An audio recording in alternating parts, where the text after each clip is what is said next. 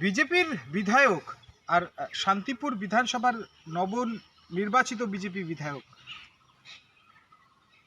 স্বপন কুমার দাস ইতিমধ্যে শান্তিপুর কালনা এবং যে পূর্ব বর্ধমানের সঙ্গে অর্থাৎ কালনা শান্তিপুর যে ব্রিজ সেই ব্রিজ নিয়ে সরব হতে দেখা গেছে ভোটের আগে এই বিরোধী দল বিজেপিকে।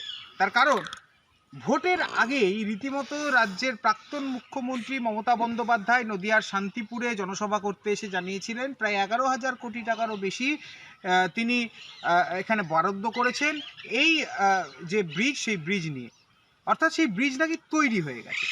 কিন্তু আদতে কি তাই? তা হয়নি। তার কারণ ব্রিজের কাজ চলছে, অর্থাৎ ব্রিজের সয়েল টেস্ট এই কাজগুলো চলছিল, ব্রিজ কিন্তু এখনো হয়নি।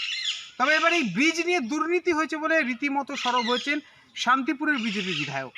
তিনি জানাচ্ছেন এই ব্রিজের জমির যে বিষয়টি রয়েছে সেগুলোতেও রীতিমতো ঘোটালা করা হয়েছে। তার কারণ আউশ জমি অর্থাৎ যেগুলি চাষযোগ্য জমি সেগুলিকে আউশ বা ভিটে জমি দেখিয়ে বেশি টাকা নেওয়া হয়েছে।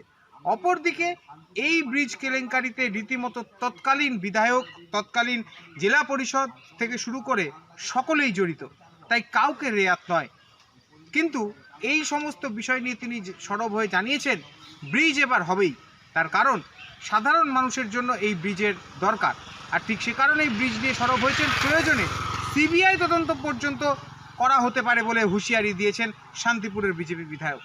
শুধু তাই নয়, এদিন রাজ্য সরকারের কাছে প্রায় 21 দফা দাবি কিন্তু পাঠানো হয়েছে শান্তিপুরের উন্নয়ন কল্পে, যেখানে বিশেষ করে স্থান পেয়েছে শান্তিপুরের তাঁতশিল্প।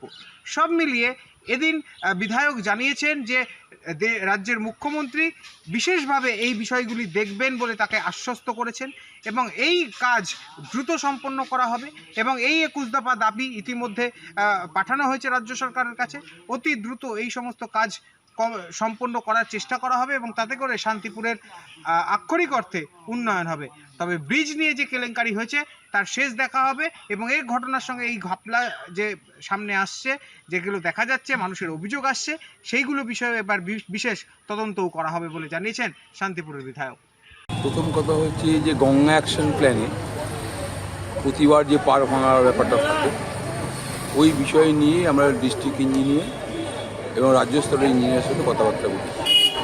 আমাদের প্রজেক্ট জমা দিই, শুধু গঙ্গা ভাঙন নয়, সুরধুনী নদী, সারগঙ্গা এবং গুপিয়া বিল, এই সমস্ত জায়গাগুলো যেগুলো আমাদের দখল হয়ে যাচ্ছে সেই সব জায়গাগুলো যাতে দখলমুক্ত করে নতুন করে আবার পুরোনো দিনের গতিপথে ফিরিয়ে আনা যায়, যেখানে সারা বছর জল থাকবে, যেখানে সারা বছর মাছ চাষ হবে, মানুষ যেখানে জল নিয়ে জমিতে চাষ করতে পারবে, এইরকম একটা পরিবেশ সৃষ্টি করার জন্য আমরা প্রথম দিন থেকে আজ 4-5 দিন ধরে এইগুলো করে বেড়াচ্ছি।